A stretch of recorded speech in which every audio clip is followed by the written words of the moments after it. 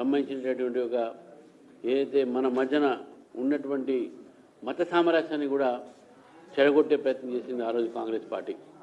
ఇది ప్రజలు గమనించాల్సిందిగా కోరుతూ మరి మాలేగాంలో ఇచ్చినటువంటి జడ్జిమెంట్ని స్వాగతిస్తూ ఇది కాంగ్రెస్ పార్టీ కుట్ర విఫలం అయిందని చెప్పేసి కూడా మీకు తెలియజేస్తున్నాను.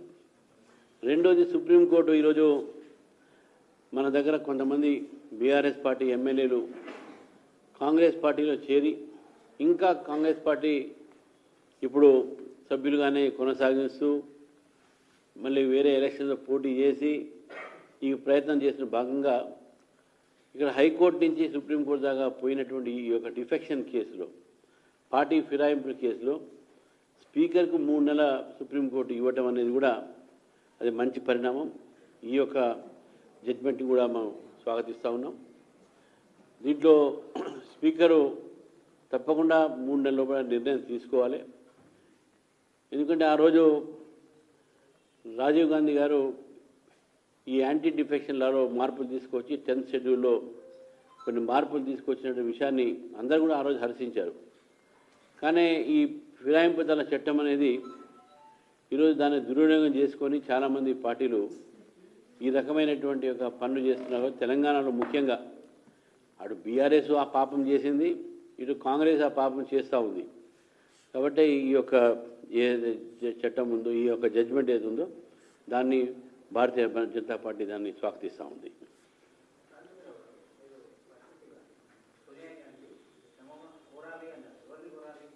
హిందూ క్షమాపణ చెప్పాలి, హిందూ సమాజాన్ని క్షమాపణ చెప్పాలి, కోరాలి కాదు.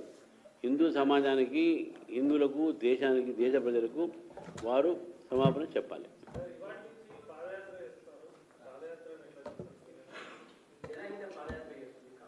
వీళ్ళు జనహిత పాదయాత్ర చేస్తున్నారో, జనాన్ని మోసం చేసే పాదయాత్ర చేస్తున్నారో వాళ్ళు చెప్పాలి. 6 గ్యారంటీలు చేసి ఇటు చేవల్ల డిక్లరేషన్ ఎస్సీ ఎస్టీలకు, ఇటు కామారెడ్డి డిక్లరేషన్ బీసీలకు, ఎన్నో డిక్లరేషన్, యువ డిక్లరేషన్ వరంగల్లో, ఈ డిక్లరేషన్లో మేము ఏమేమి డిక్లరేషన్ అమలుపరిచామని చెప్పి చెప్పాలి.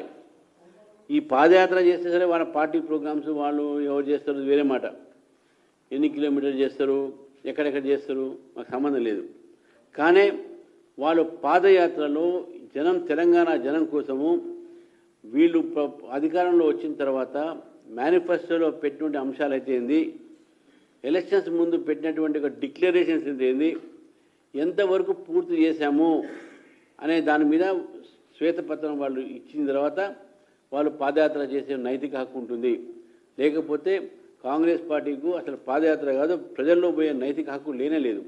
ఇటు బీసీలను మోసం చేస్తూ ఉంది, ఎస్సీ ఎస్టీలను మోసం చేస్తూ ఉంది, విద్యార్థులను మోసం చేస్తూ ఉంది, యువకులను మోసం చేస్తూ ఉంది, మహిళలను మోసం చేస్తూ, ఏ వర్గాన్ని వదిలిపెట్టింది కాంగ్రెస్ పార్టీ? మళ్ళీ ఎందుకంటే ఈ జనహిత ప్రోగ్రాం మీకు ప్రజలకు మంచి చేస్తే జనహితం చేయాలి. మీరు జనహితం లేదు, జనకు అంతా మిథ్యం, అంతా మీరంతా అన్ని అబద్ధాలాడి అధికారంలో వచ్చిన తర్వాత ఈ పాదయాత్ర చేస్తే తెలంగాణ ప్రజలు నమ్మడం లేదు. మీరు వెంటనే ఈ జనహిత చేస్తారా, మీరు వైట్ పేపరు ఇవి చేసామని చెప్పేసి చేయండి, అప్పుడు పాదయాత్ర చేయండి, అప్పుడు మీ నైతిక విలువ వస్తుంది, నైతిక ఒక హక్కు ఉంటుంది ఈ యొక్క పాదయాత్రలు చేయడానికి. స్వచ్ఛంగా, సహజంగా పోషకాలు నిండిన ఎస్ఆర్కే డైరీ పాలు మరియు పాల పదార్థాలని ఎంచుకుందాం.